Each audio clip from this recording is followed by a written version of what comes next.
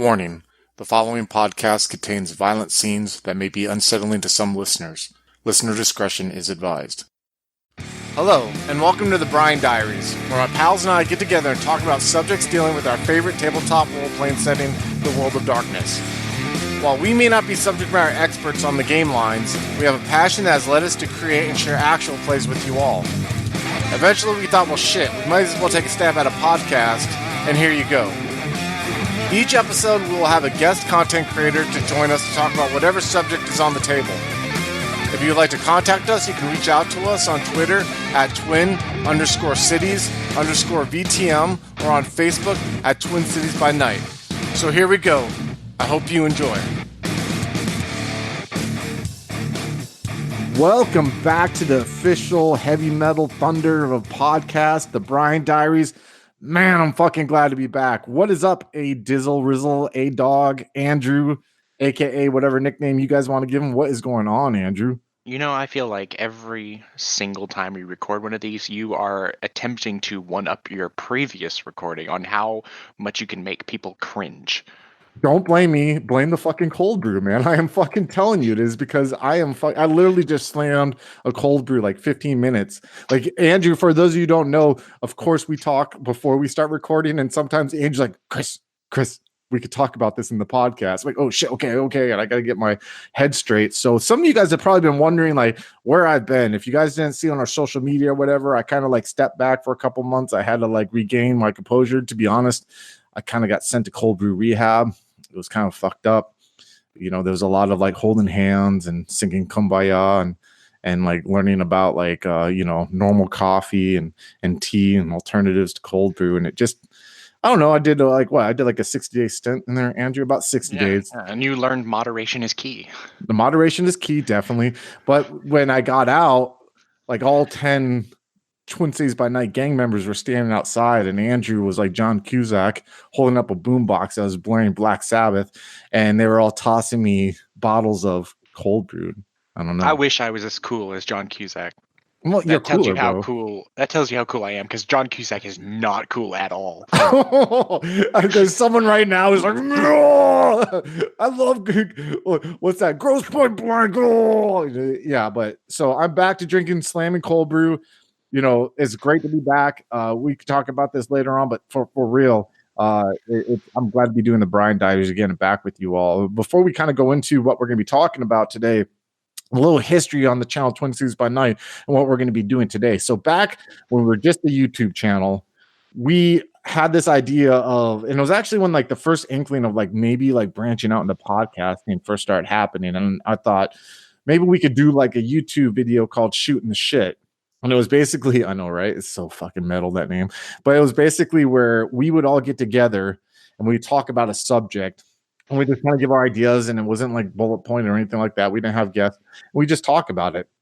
And I forgot how many of these we did. We did like 4. I know one we did when we had to cancel a session at the last minute. But it was just kind of like something that started. And I would say eventually that maybe morphed into the Diaries when we expanded the podcast. But I remember doing those was when I first started thinking it was like me wanting to be like being a podcast poser.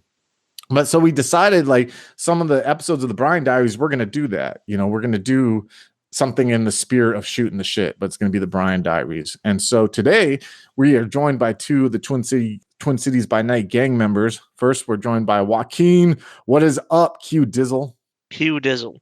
Well, as far as the many nicknames I've had over the years, that one is definitely one I have not heard of before.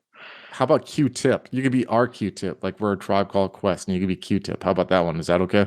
No. Okay. How about Quin? We'll just stick with Quin. Is that good? That's fine. The king of one shots. How about that? All right. What's up, Quin? How you doing, man? I'm doing good. Just surviving the holidays, surviving life. I know, right? It's a fucking miracle we survive. That's the Christmas miracle, is that we always fucking survive these holidays, right? For those of you who don't know about Quin, I'm not going to list all his credentials with the gang, but he's played in a bunch of games. He's ran some games. And lately, I would say Quin is probably known for running a couple of one-shots for us. One was Chronicles of Darkness Revelations, and the other one was Chronicles of Darkness Lover in the Ice, which was kind of like a modified version of, I believe, a Delta Green game. Correct. Yeah, so he's been kind of killing it on the one shots. We got some news about another one shot we'll be talking about later, but he's here to join us to talk. And the next man, the man of many voices, I can't think of anything with the M or Mitch that sounds like Mitch Drizzle, M Drizzle. What's up, Mitch? How's it going, man? Not much. It's been a busy day. Busy, in the process of hot tub repair at the moment. Hot tub repair while podcasting. That's some gangster Yes. shit, man. Well, Awesome. it's filling, and then we got to run it for a bit. So I'm at the house that I'm moving into next month. So with all that podcasting money, you're able to get a hot tub with cigars and champagne. And is it like a Puff Daddy video? Yeah. Oh yeah. Yeah. We'll have all the bling.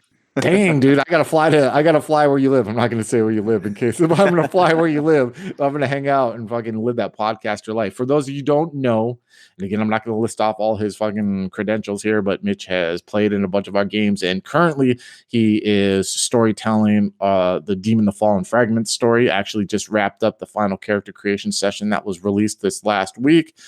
So you keep you guys' ears open for that. So welcome you two to Shooting the Shit. It's been a while since we've done one of these. We're going to take our first break, and when we come back, we'll be going to be talking about our theme for this week, which is going to be dealing with mature topics and themes in World of Darkness games. So stay tuned. Hello, folks. Have you ever wished you could have an easy way to find gameplay videos and podcasts, or just media in general that deals with your favorite White Wolf role-playing games? Or have you ever wished you could find a forum to share gameplay that you have recorded, one which wouldn't be drowned out by random posts and discussion, so that your media could get the attention you want? Well, we have the answer for you in a Facebook group we run called White Wolf RPGs Gameplay and Media. The group is specifically ran with the sole intent of it being a one-stop shop for people to view or share media involving the games we all love.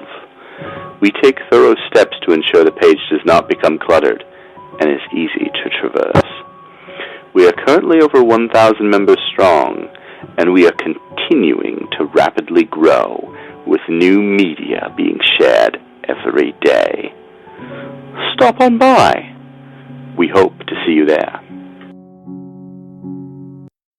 All right, welcome back to the Brian Diaries. So to kind of start this discussion and start the about the theme of dealing with mature themes and topics in World of Darkness games, one common thing that we hear, meaning Twin Cities by Night, from people who listen to us is the fact that one thing they like about us is that they like how we handle dealing with sensitive subjects and mature themes. And I think I'll start this off by saying that when originally, way back when we first started Twin Cities by Night, and I was running the game just for a few people, I was really nervous about that because I kind of told the players, and Quinn could probably attest to this. I told the players, like, hey, I'm thinking of running like a darker themed game, that kind of deals with more serious and horror subjects. But, I let that be known to them, but I felt once we got in the game that maybe I wasn't clear enough because I was a little worried, a little nervous, because for those of you who listen to the Negligence story arc, and no spoilers, but right away it kind of starts off with the bang, dealing with some, a set of kind of like grisly murders and stuff like that. And I really wanted to tap into that. Now, I feel when we first started Twin Cities by Night, I've listened a couple times back to that stuff, that there were some themes in that first story arc that I probably could have handled maybe a little bit differently, not that I'm saying I handled them wrong, but I think I have learned since then to how to handle them, I don't know, for more horror impact, but not so in your face.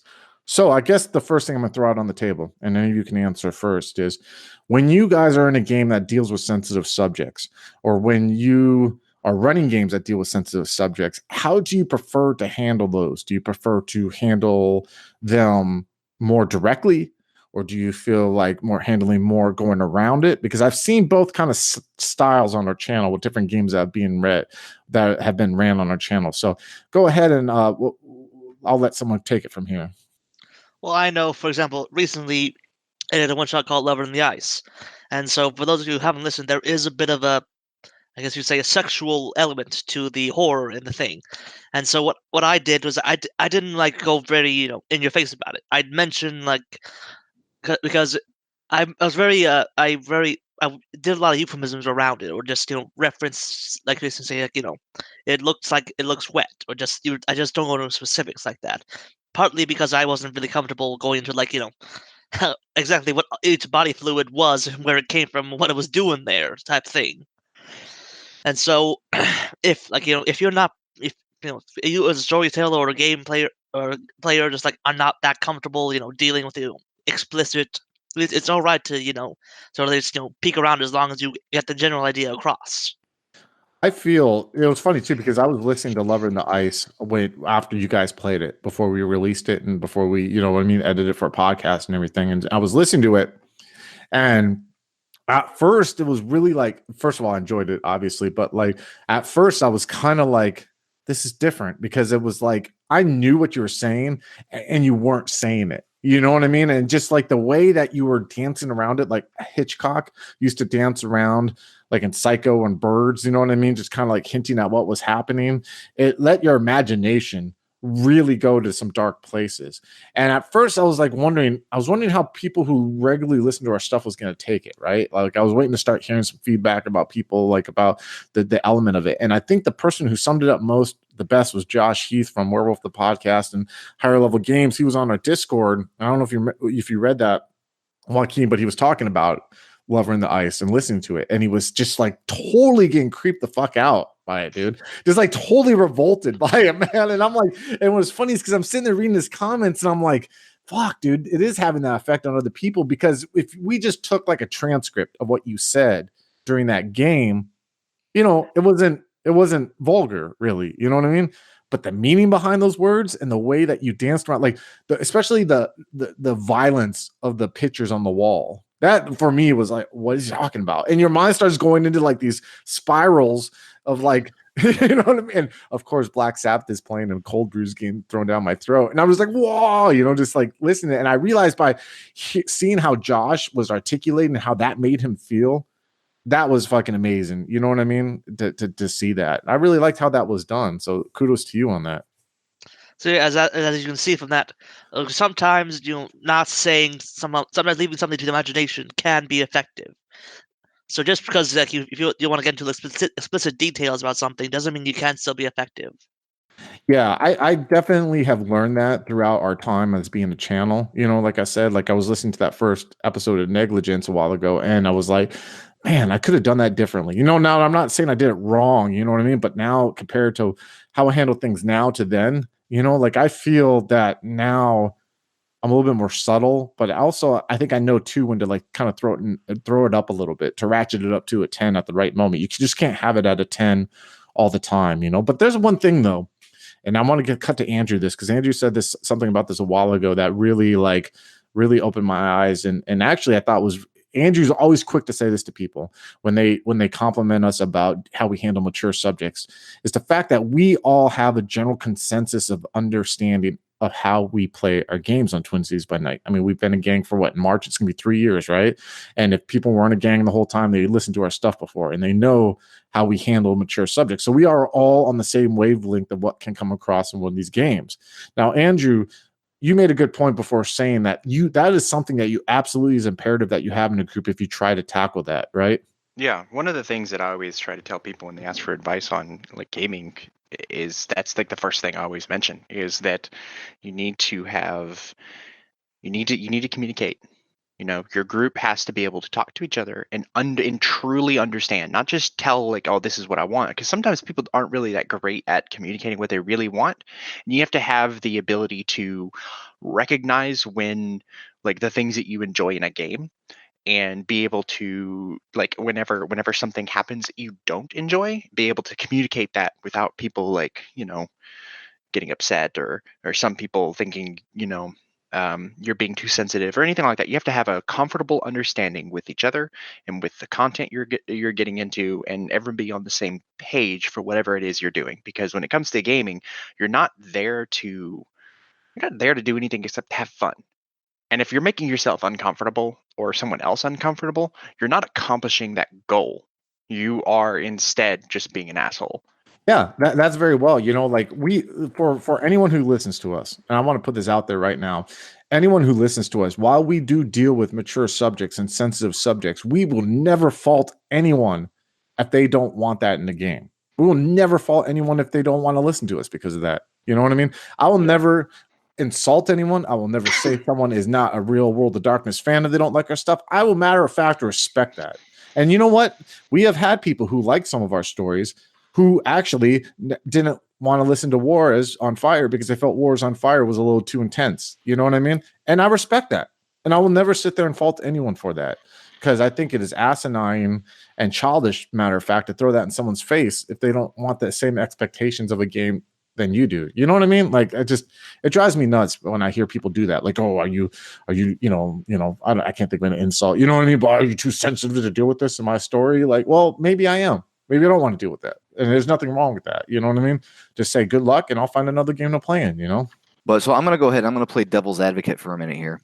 To some extent, I think that being uncomfortable with some of the material in a game can actually be a good thing, because it challenges A, the player, and B, the listener, to explore or confront things that they may otherwise not have considered or dealt with personally.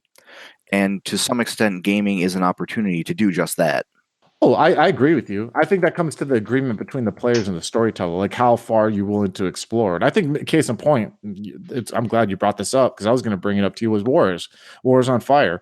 There's some scenes in Wars on Fire, and I don't know if you guys remember while it was being played, where Alex was playing Coyote, the Ravenous anti-tribute, and there were some scenes where he's like, I gotta stop. You can cut to another player. This is getting too intense for me. And he put himself into those scenes. You know what I mean? It was scenes where I was reacting. Case in point, it was the third session where Coyote and Richard were going into Cedar Creek, and they were going in that house to bring back a body and to go feed. And Coyote was like in that house sneaking around, and he just killed the grandmother, and he saw the room with the two kids. He's like, time out. I gotta like breathe here because this is too intense for me. I gotta think. You know what I mean? And I respected him for that, because I think a good point in a game where I feel that our group, even if someone didn't play in it, our group really came out with like, okay, we know now. We know how each other thinks was Wars. I think Wars on Fire was a game where it was like we've touched some pretty dark subjects there, not for gratuitous reasons, but for like deep, character development reasons. I think we came out the end of that story like we know now what we're able to do. Does that make sense? Did you feel that way? Because I know that you touched on some themes of and darker, horrific themes and Wars yourself when you were playing in it. Oh, as Mitch, or when I was dealing with the priest? Yeah, I mean, that's one example, like we could say the priest scene with Mitch, no spoilers, but for those of you who listen to Wars on Fire, you know that. Or I could even like say to the extent of the boat scene. You know what I mean? The boat scene where you were like knew that you were going to ruin someone's life. You know what I mean? And you're doing that for your own selfish reasons. And those are even here's another misconception about World of Darkness games is that not all sensitive and mature themes are violent. You know what I mean? Are gratuitous and violent, right? It's scenes that can tap into something, and I'm going to give a personal example of that later, but it's scenes that tap into something that is very real, that someone could have experienced in real life, and that boat scene, I really feel, I don't care, I don't know if anyone else agrees with me, was horrific in its own way. Is the fact that you had this old man who knew something was off with you and your companions and was trying to, in his own way, like ask whatever you were to let them be, and you purposely went against that. You know what I mean? And he said, take me, do to me whatever you need to do, don't do to them. And you went the opposite way. There's actually a scene where you told everyone, he's mine, do what you will with the kid, the father and son. You know what I mean? And it's just like, I felt that was horrific in its own way too. I feel like it goes back to like the whole thing on comfort is that it's not so much that you need to be comfortable with everything happening in the game. You need to be comfortable with the people you're playing with that know that whenever you do have something that is in the game getting too real, too much for you, that you can bring it up and like be able to take that step back. So that's what I meant by the whole, hey, make sure you're comfortable thing. Not necessarily that you have to be comfortable with every single thing in the game. Yes, you can use it in a way to explore things that are pretty horrible, and that can be even therapeutic in a way. But you need to be able to be comfortable with the people that you're playing with. Yeah, and first of all, to you and other gang members listening, like I am 100% comfortable with you all. I tell people who run the game for the new time. We've had other storytellers in the group, and one common thing you hear from new storytellers, like, I'm a little nervous. I'm a little nervous, and the first thing I say is, trust in us as players. We are comfortable with each other, and I don't want to use the term family. You know what I mean? That sounds a little too like real cultish, bold crew. But it's the truth. Like, we are comfortable with each other. We know how far we're willing to go, and we have faith in each other. And I feel that way with you guys, 100%. I feel like that I will never be set up for failure by you guys. And to kind of tie into dealing with real life subjects, for those of you who don't know, and some people who listen to our shit may have caught this when it was going on, that we were doing like a top 10 scene thing. And we may do that. I actually want to do it in a few years from now when we have a little bit more of a larger library to kind of go off of. And where we kind of like people nominated some scenes from the different games they liked, and they put like them in order. And at the time, what became the number one scene caught me off guard. 100% caught me off guard, because that scene was a scene that was really tied to like real people and real issues I had been dealing with in my life. And so for those of you who don't know, a little peek behind the curtain is that a lot of characters in my games are based off of real people that I've known, or heavily inspired by real people that I know. None of the Roman Duncerns or fucking Max Clevelands or any shit like that, but like the NPCs, I really try to like base them off of real people that I know, because it's easier. I mean, you say that, but you probably have like a serial killer in your family right now. He's the guy who got me hooked on cold brew, man. But I find it really a lot easier to articulate NPCs if they're based off people I know, because I know their mannerisms, and it's easier off the top of my head to come up with that. Maybe it's cheating, I don't fucking know. But I also sometimes that's a great tool you can do as a storyteller, is whenever you have a thing that like you have like this block, and maybe something's difficult for you to really portray, and you're having like, you want this character to be a certain way, like use people that you know as inspiration. I mean, don't portray a person in a way that's going to be harmful to them. You know So what I basically, mean? don't just have the jerk who lives next door to you be like the guy who gets eaten by the werewolf first thing. I mean, you could if you want to be really petty, but I'm just saying, like, you can use people you know. Like, yeah, that's a great tool. Just side note there, yeah. Highlight that. That's a good thing you do. Yeah, thank you. I appreciate it. I've learned how to take compliments now too because of you, Andrew. So thank you. But so there are some critical characters in games that are based off of real people that I know. One is in the Ultimate Evil, Brian Eagle. He was based off a really close friend of mine who's no longer with us, and another was Brian Moore in Twin Cities by Night. And Brian Moore is actually kind of based off of two people that I know. Brian Moore is two people I looked up to in real life. One was a brother of mine in the military who got out and went to Berkeley and got a degree in journalism, and has done wonderful things in his life. The other was a friend of mine of the same name who took his own life. And I found, like, when I was doing the Homecoming storyline, that it wasn't planned. I didn't plan to like spoilers. I didn't plan to have like Brian Moore take his life originally in that story. I thought I was going to give homage to a close friend of mine, and also give respect to someone that I really wanted to emulate in my life and help me get my life back on track. Two people, and I kind of made him into one character. And I really thought I was going to take this character and just kind of like make him a really important NPC because he was a journalist, and like, journalist in World of Darkness, and and you saw Alex do that with Ophelia. And I really found that throughout the Homecoming story arc that I was able to explore some themes that people with PTSD who come back from overseas deal with, and having a hard time getting relationships, and having a hard time adapting to the world. And then I took I took a route with them I didn't think I was going to take, with the whole story arc of Homecoming, with that spoiler, but who was fucking with the characters during that time and those close to them.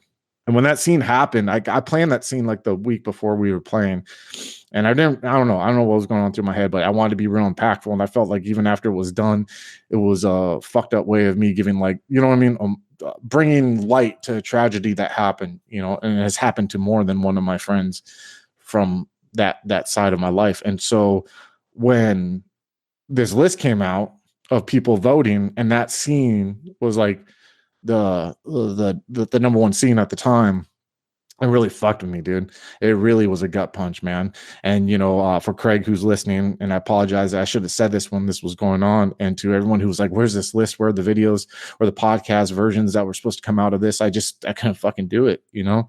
I tried to like fuck with one of the Ultimate Evil ones, and I just was like sitting here thinking, like, knowing that I was going to have to go into detail about a friend of mine who's gone, and excuse me, sorry, but it was really hard to deal with. But in this game, the positive note was I felt like I used a tragedy of a close friend of mine, and I was able to bring light to something, you know.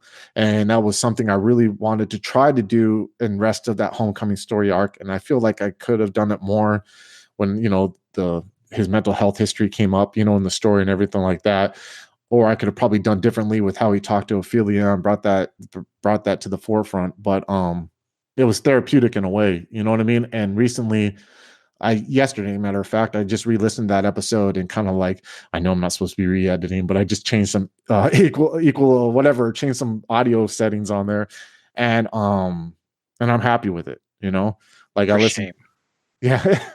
And I'm happy with it, and I listened to it, and I'm happy that I was able to honor his memory like that in a fucked up way. And I think that there are people who have listened to our stuff, all the different games, all the different stories, who respect that. And it has been said to us, you know, by some people, especially women, have said a couple things too that just kind of blew me away. Because one of the, and it's just to kind of direct the conversation to something different, one of the hardest things as a storyteller that I had to deal with was the subject of sexual assault. You know what I mean? Sexual subjects, like you said, Quinn, right, are really kind of a hard thing to tackle, right? You know what I mean? You don't want to be gratuitous. You don't want to be insulting to survivors of victims like that and everything like that. But I feel that the way that we handle stuff in our games is we bring light to it, and we don't celebrate the pain. We don't celebrate the fucked up shit. We bring attention to it, that this does happen in the world, right? What are your thoughts on that? Yeah, I definitely agree that, yeah, this is with such a sensitive topic, you have to make sure it's tricky, but to sort of like, you know, talk about it without being, you know, gratuitous about it. And I feel that you definitely had, like what you definitely did a really good job of just, you know, showing that it's something that's bad thing that happens to some people, but that, you know, it's something that can be dealt with, even if it doesn't always go successfully in World of Darkness games. But it is something that, you know, something that people can deal with, something that is, you know, can be tackled. And it's not just this dread thing that can't be solved at all. Yeah, you know, matter of fact, one of our stories, Changing Lost Vanity, I feel is like just the perfect summarization of like dealing with like fucked up issues. You know what I mean? And Andrew could attest to this, but that game, I think, is been handled masterfully by Adam, by dealing, because that game just deals with like trauma, deals with PTSD, deals with like just way that people handle mental trauma like that. And I think that's one thing that can be tackled too, because I think one of the powerful scenes in that story that happened at that time was and it was recently, one of the recent sessions was where the NPC Manny and Slavic's character went to how would you describe it, Andrew? It was like a squat house, right? Like where they went to go find that Melissa girl, the heroin addict. I think that's what those are called, like squat houses or something like that, where they saw these people shooting up and everything like that. Do you remember that? Yeah, I guess that's one way to put it. Yeah, and I just felt like the way that he described those people and them walking through there and seeing these people who were homeless, who were just like drug addicts and dealing with that. I felt that was like a total, like, you know what I mean? Like I just felt that was a gut punch when he was doing that scene. Well, I mean, it is the world of darkness, and sometimes you have to just show that kind of that part of society in a way that shows that it's like, you know, it's more pronounced, and you can do that in a game to highlight these issues, and you can use different types of imagery and scenes to really show those terrible things that actually happen, and to kind of like be able to role play through a way of dealing with that. And Yeah, that's a good point. And Mitch, I agree that the traumatic mature themes should be used. Like here's the thing, and Mitch, maybe you can help me with this, because for those you don't know, Mitch has a vastly more experience with World of Darkness than I have. One thing that I think is a really bad trap that people fall into is when they feel they need to use themes like that for shock rather than for story. And I'm sure you've seen both sides of that coin in your history, Mitch. I've seen them, and in my younger years, I was guilty of doing it myself. So I think one of the key things that you really need to focus on is relevancy to the story. If there's a shocking moment that is actually pivotal or otherwise useful for the story, you should include it. Same thing with certain very uncomfortable themes, elements, situations, so on and so forth. But if you're just doing it for the effect, it kind of cheapens the experience, in my opinion. Yeah, I agree. You know, one thing I'm looking forward to is your demon game. And for those of you who haven't listened to the character creation sessions, go listen to them. They're short, sweet, they get to the point. One thing I was really surprised by your character creation sessions for your demon game was that, first, I don't have any history with Demon the Fallen. I own the book. It's actually a pretty musky ass smelling book. I bought it used on eBay. I wish I had another one, because every time I read it, I feel my allergies start acting up. Fresh from the basement. Dude, it's so bad, man. But okay. It's an expensive book, by the way. I was expecting in my head, due to preconceived notions of Demon, to have like these character creation sessions be like Slayer and air guitars and fucking like demons and all that shit, right?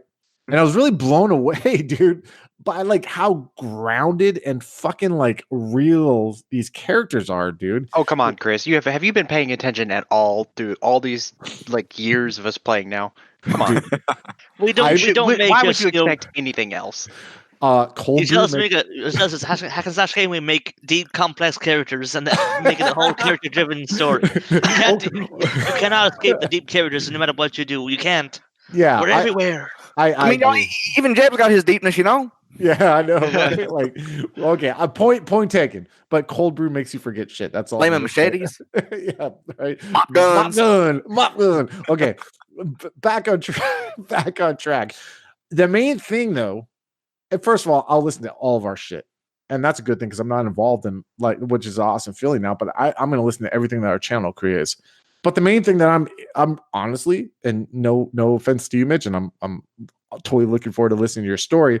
Main thing I'm listening for at this moment is to find out more about these fucking characters, dude. You know what I mean? Because like the back history they came up with was so fucking compelling. I mean, just like all of them, like Slavic's like mother, single mother, fucking Tillman's like fucking like what do they call that? Essential oils person, you know what I mean?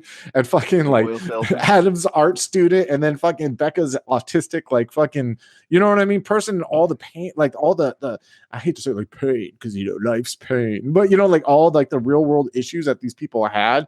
And then having to like that pulled me in, dude. I shit you not, man. I was listening. I'm like, I really want to listen to this motherfucker now. Not that I didn't before, but like, and knowing like seeing you in action as a player in these different games of ours and handling that I'm really excited about. As a storyteller, do you prefer to use like mature topics, themes like that as a tool to progress your story, or is it something that you kind of use in special occasions, or what's your opinion as a storyteller with that? Well, I'll use them to progress the story. Especially for character development, but I'm not going to use them if there's not going to be any sort of value added to the story itself. Yeah, that's like where, man, that's like where it's hard, right? You know what I mean? You just don't have, and there's the sad thing is, like you said, there's younger people who probably think you need shit like that. You know, there's one instance in one of our stories where it was early on where I felt like I could have done the scene differently, and that was the introduction of Roman Dunstan. Now, part of me says the introduction of Roman Dunstan was pretty impactful, and it kind of showed how fucked up this character was. In retrospect, though, like listening to that just came out of the blue. You know what I mean? There was no like, I felt like I could have like taken my time a little bit. You know what I mean with that? You know, don't second guess yourself too much. There's always alternatives, and I mean, you really got the point across with him. Yeah, I feel like So- I did. I feel like I did. And I feel since then I've like shifted to first gear. You know what I mean? I was in fourth gear. Yeah. I've kind of shifted down a little bit and I handle them a little bit more discreetly. But it's something though, I think though, that out of respect for anyone involved in these games, you have to though look from different perspectives. So I guess my opinion, and one word of advice I would give as a storyteller, and don't take me as the holy grail, but is if you're thinking about doing a scene like that, look at it from all angles, right? Like put that motherfucker down on the table in front of you, walk around your table, change your levels, look at it, think about it, look at it again, think about it, and then introduce it. And I would say one thing to avoid is don't treat it like a D&D random encounter. You know what I mean? Like don't throw something out there just because there's a lull in the story. Yeah, 'Cause one it- thing about World of Darkness games, absolutely, there shouldn't be random encounters. Exactly. Except for if it's a Brian, because Brian's are fucking. Yeah, you can throw You anything can from throw Brian. Brian's in it. They're safe. Yeah. They're the red shirts of the World of Darkness. You know what I mean? Like, You're in a dark alley. Suddenly, a group of Brians appears. and they all got katanas. And sunglasses at night.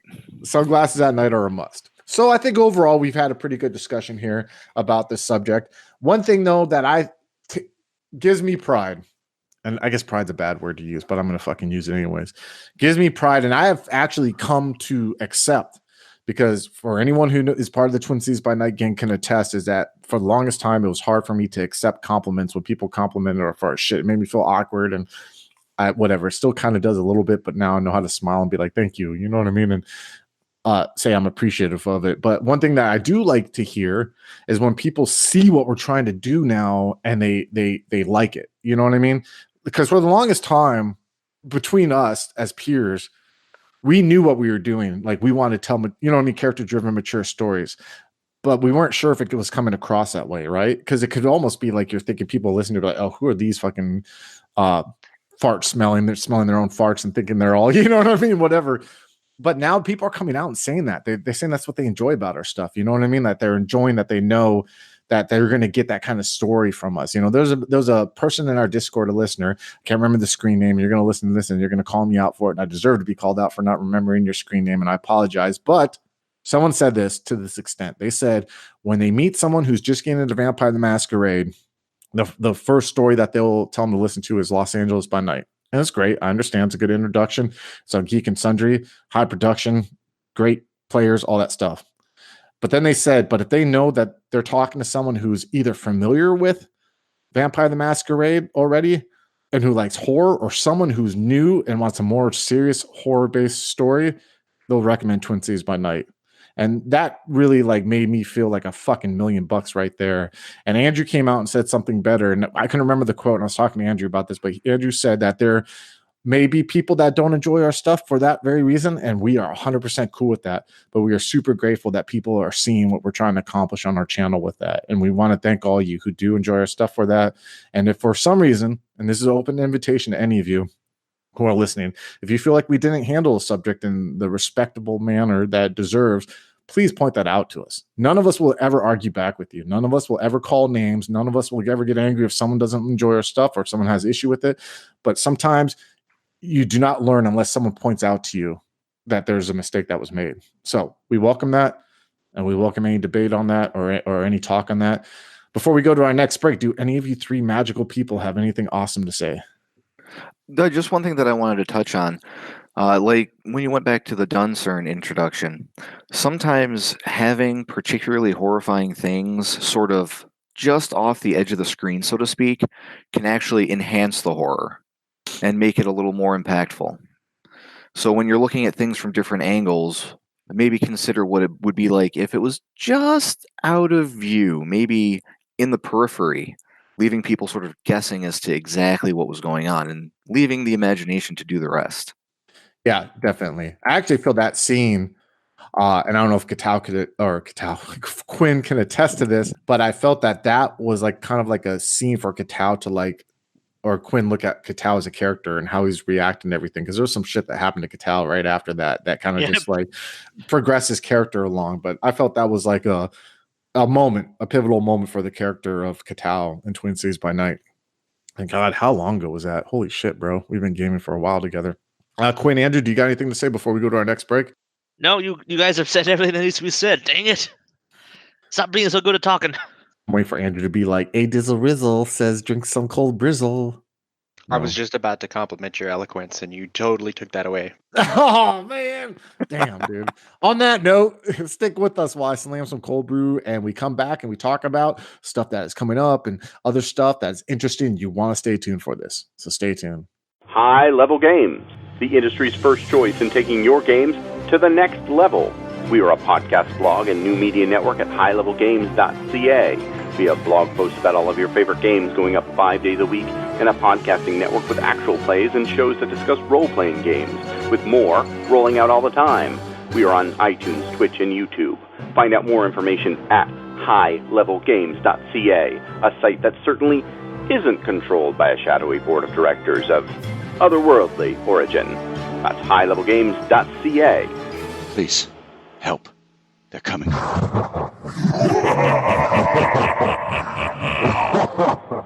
All right, welcome back, everyone. First thing I want to do is give a shout out to our Patreons that have been kind enough to help support us since the last time we've done the Brian Diaries. So for those of you who don't know, we really don't push it that much, but I just want to kind of like tell you about, we have a Patreon page. You can find it in the description of the video or podcast, whichever you're listening to. What we are trying to do with our Patreon, well, there's two things, and just to be upfront about. One is we cover our hosting fees that are for our hosting service for SoundCloud with that. And then the rest we are putting in a pool so we can eventually upgrade everyone's mic to be like something like I have right now, which is a Blue Yeti, just to kind of like give you guys a better experience with the audio quality, since we're really focusing on our podcast. And if we ever get to where we are able to upgrade everyone's mics, then we were going to look at different ways that we can make things better. You know, we are always, one thing that we're always trying to do as a group is try to never become lackadaisical or complacent with our stuff, meaning that there's always something that could be improved. And we have, and I'm actually going to say this now, we have 10 members. I'll say who our new member is after I'm done here, but we have 10 members now. And so everyone kind of has their own strengths or weaknesses. And like, for example, now we have 3 people who edit our podcast instead of just one. And then now we also have Becca, who's like a Photoshop god, and she like makes our thumbnails now. We're actually going back and redoing some of the older podcast thumbnails, and we just have like people who are doing little things now who do their own things, and we're just always trying to find something to better. So if we ever get to our goal of upgrading all of our microphones, then we'll look into other things that we can do to make the experience better for you listeners. So I would just want to thank all you guys who help us. And first of all, this is not a requirement for you guys to ever give to us on our Patreon. None of our shit's going to be behind a paywall. We're always going to share it. This is a labor of love. We're always going to share with you guys no matter what. But if you choose to become a Patreon, that is awesome. And thank you so much for that. So I want to give a shout out to our Patreons. If I butcher your names, like beat me up, you can punch me in the throat. I apologize. But first is Joe P. Yeah, I wish we could play Black Sabbath over this. Wouldn't that be so rad? But Sharon Osbourne would probably yank our shit down like in a fucking heartbeat, dude. Maximum Voucher, thank you. Dalton Jones, thank you. Katie Perenbaum, I think I called her, I butchered her name when I gave a shout out on our Facebook group, but it sounded so metal and I just can't remember what I called it, dude, but it was pretty badass. And then we have Zarek is Mike. So thank you, you guys and gals, for giving to our Patreon. Again, it is much appreciated. We thank you from the bottom of our heart, and it's just really something swell. Another announcement is we have a new gang member, gang. So Twin Cities by Night is like the Wu-Tang clan of like actual plays right now. We have 10 members right now of Twin Cities by Night. We recently added Becca. Becca is she's played in she played in both the one of the one shots, and she played in Demon. Her character creation sessions posted. And now we have our new member. And if you're listening, Craig, oh shit, I just spoiled that. Craig is our new member. So everyone say yay, Craig. Thank you. Woohoo. Welcome to the gang. Craig has been listening to us since we became a podcast version, has always been there with valuable insight and information, knows and appreciates our stuff, and now he's part of the gang. He's actually going to be playing in something we're going to be talking about here right afterwards. But also another cool thing, and I guess I'll talk about this now, is that he is talking about potentially running a Call of Cthulhu one-shot. I think it's Call of Cthulhu one-shot next month, at the end of next month maybe. And one thing that we are trying to do Twin Cities by Night right now is not only do we want to continue to run World of Darkness games, but we also are really trying to get into one shots because we see where we have like a hole in our schedule to fill. And one shots are an awesome way to explore different games or different story areas. And one thing that we're really trying to do now is talking about doing one shots or maybe campaigns of different games that are horror-based tabletop games, but not maybe in the World of Darkness line, which some of people, Quinn being one of them, has been banging that drum for the longest time. So Craig has experience running Call of Cthulhu and has a couple one shots that he wants to run of Call of Cthulhu. And I really look forward to doing that. And I think that's going to elevate the experience, not only for you listeners, but for us as a podcast, and kind of like kind of introduce us to new people. So I'm really excited about that. That's going to be really badass if that does happen. And keep your ears and eyes open for that. So here's our schedule coming up. So on the 7th of January, we're going to be releasing a Scion 2nd edition one shot that's going to be ran by the gentleman, Mr. Quin, called A Light Extinguished. This is kind of an awesome thing. Onyx Path reached out to us. They said, hey, we'd like it if you run this, and we're running it, and it's going to be awesome. We got hooked up with some PDFs. I want to be clear of that. I don't, that we were given those to be able to run the game, and we're running it. And I'm excited because it's a one shot. And for some reason, these one shots, man, just really are exciting me that we're doing these now. But also it's our first foray into like a non-World of Darkness game. So Quinn, do you want to talk about a little bit about this one shot and like what it entails? It's a little bit, yes. Preview. So basically we were given this one shot. It basically left a lot for the storytellers, or whatever the term is for Scion games, to tell the story. And so essentially what it is that Scions in the game line are basically the children or the chosen of gods, basically. And so all the gods, like from Greek mythology, Egyptian mythology, Norse, the Celtic, Native American, all over the place. They're all like coexisting in this one world. And so the one shot will entail basically the death of a Scion. And so the whole thing is, who did it, and how do they take down a Scion, someone who was literally a demigod? Yeah, man, it's gonna be entertaining. We have 4 players who are going to be playing in it. I will be playing in it. Mitch, the man of many voices, will be playing in it. Craig Dizzle Rizzle, he can't argue about his nickname now. Craig just has to deal with it. Craig Dizzle Rizzle. Sea Dog is playing in it, and then Slavic is playing in it too. Who's like Slavic's kind of becoming like a man of many voices, also, man. Like Uncle Yo, shout out to Uncle Yo of Uncle Yo Productions, actually was talking about complimenting me in PM about Slavic's voice in Lover in the Ice, which is really awesome. And even like Andrew's got his voice. Everyone's getting their voice chops down, but me. I have like the worst fucking voice. Like I have cadence, but don't expect accents from me. So I'm looking forward to that. Keep your eyes open on that. Also, if you guys, we've been asked by some people how, Science 2nd edition, it's not out yet. You can actually pre-order it. If you're looking for a link to pre-order it, you can hit me up, or you can look on our Twitter where I posted a preview of it, and you can see where there's a link for the pre-order there. So that's going to be awesome. I'm looking forward to that. The king of one shots, Quinn, is coming back. I'm fucking pumped, dude. Pumped up. We need you got to have a nickname, bro. Think about it. We'll work on it, Quinn. All right. Yeah, we'll get you a nickname. Next on the 14th, Twin Cities by Night Dread is coming back. Super stoked. Taking a couple months off from fucking playing or podcasting has really got my creative juices flowing. I matter of factly just re-listened to the last, I think, 4 chapters of Dread.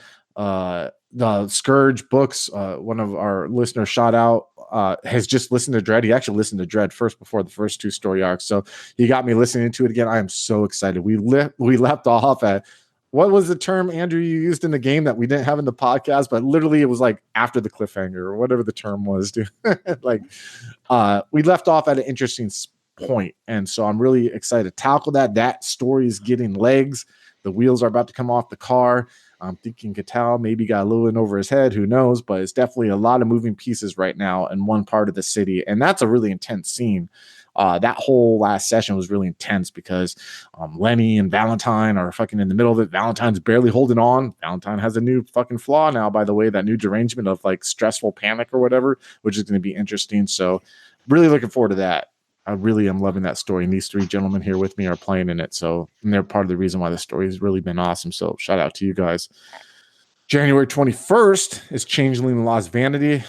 I can't say enough about Changeling Lost Vanity. Every time Adam's like, the story, sorry guys, it's going too long. Don't be sorry, motherfucker. Keep running it, dude. You know what I mean? Like, I like it. It's just, I feel that story is just, and I'm not trying to be, I'm not trying to be over dramatic. I am sincerely impressed by the way that Adam told that story and is telling that story. I feel there are things in that story that blow me away as a storyteller, man. Like just blow my skills out the water. If you're listening to this, Adam, I cannot stress enough. Plan another game to fucking run. Plan that Werewolf the Forsaken game that's based off of that's inspired by Young Guns that takes place in the Wild West at a New Mexico rancher. Please run that game because I think I want to play it. I think Andrew wants to play it. Anyone who loves Young Guns 2 in our group wants to play that game. Please run that game if you're hearing this. And then finally on the 28th, the Hunters Hunted 2 Corruption, the fucking crew with the mop gun is coming back. I am so excited to get into that game again. I feel that like everyone has stepped up with their characters in this game. I feel Andrew did what I thought was impossible. Andrew took a canon character from Vampire the Masquerade and made it not corny and put it in a game and made it entertaining. Like to where I was like, wait, what? And I was like blown away. So kudos to you, Andrew. You took a canon character from Vampire the Masquerade revised and made him not corny. And I want to give you kudos for that. So I wish there was an award I could give you right now for that. I find that game to be fun. And here's the thing. And I'm gonna throw some heat at Josh Heath here a little bit. Josh Heath is like a kind of like an honorary gang member to Twin Cities by Night. And Josh Heath still hasn't listened to Twin Cities by Night. He listened to like the first 2 episodes of Negligence and like 1 episode of Dread. But he has listened to the one shots and he has listened to the Hunters Hunted 2. And he loves the Hunters Hunted 2. So I'm jealous, Andrew. I'm a little bit jealous right now. All right. So I'm going to throw some heat at you. But no, for real. That is a fucking fun story. I love the chemistry that we have as players, man. It is fucking great. And it's like, I love Mitch's character, Mop Gun. I love fucking Adam's character, fucking Espinoza. I love fucking Tillman's character. I've done a lot of thinking about how we're going to handle this gap we've had and everything. Yeah. So I've got some plans in mind. I had a whole thing planned out before that was totally different from what I'm going with now. Are you saying, is this you like being that disappointed parent being like, I hope you enjoyed your vacation, Chris. I really do. like it was like, is this like, I could tell like, yeah, maybe a little bit. Trust me, really. as you saw each other improvising the way when people do things you don't expect, you get better stuff out of it. Yeah. Well, see, I had a lot. No, they see that I had. What I'm saying is, I had a thing, but I thought of a better thing. Well, that's awesome. That's awesome, and I'm really looking forward to it. And seriously, for those of you who are listening, this is what we have on the schedule now. But who knows what's coming up? Like we are like seriously brainstorming all the time. Some of my ideas get shot down right away, dude. But like it's constantly like. I'm really excited for the future of Twin Cities by Night. Matter of fact, I think this is going to be our last episode of the Brian Diaries before this is our last episode of anything for 2018. And 2018 has been a fucking awesome year, I think, for the channel. I think in 2018 we reinvented ourselves as a fucking podcast, dude. We you know what I mean? Our podcast download numbers are fucking great. Like people are known as a podcast now, and we have people checking us out. And I just feel like 2018 was really just like a year of like where we found our groove, man. Like Stella got a groove back. We found our groove, dude. You know what I mean? Like we really know what we are. And fucking, I feel sorry for 2019, dude. Watch out, 2019. We're kicking your fucking ass, bro. You know what I mean? We're going to get all hopped up off cold brew, play some fucking Slayer, dude. And we're just going to fucking mosh pit right through you, man. So I'm fucking super excited for it. So we're going to go ahead and wrap it up. If you guys wish to reach out to us and contact us, you can find us at Twitter at twin_cities_VTM. You can find us on Facebook at Twin Cities by Night. You can also find our Discord in the description here. Stop on by. You can shoot the shit with us and really find out how big of losers we all are. Or you can, if you want to find other great White Wolf content, like World of Darkness content, dude, seriously, go to White Wolf RPG Gameplay and Media. There are tons of fucking people out there creating podcasts, actual plays, articles, blogs, whatever.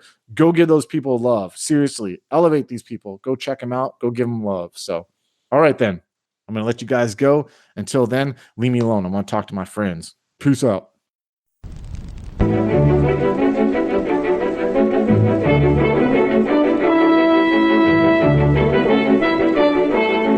The Los Angeles metropolitan area is constantly growing and changing.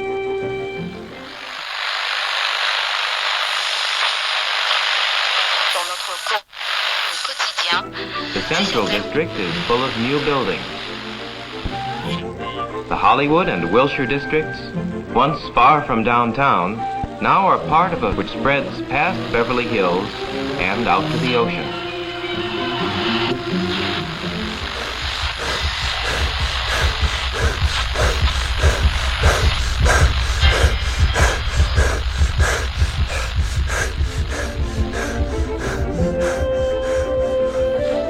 But why is all this going on in Los Angeles?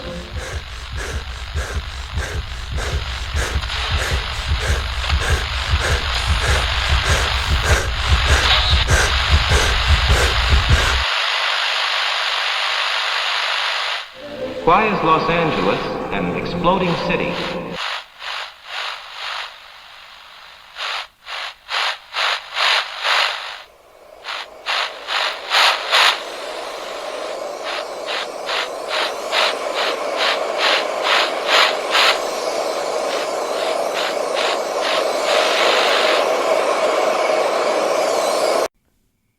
Neon Masquerade. The Demon's Mirror. 13 Candles. 3 chronicles running through the undead veins of the City of Angels. The Esoteric Order of Role Players Actual Play podcast invites you to drink deeply. Go to eorpodcast.com and search the duets tag to find out more.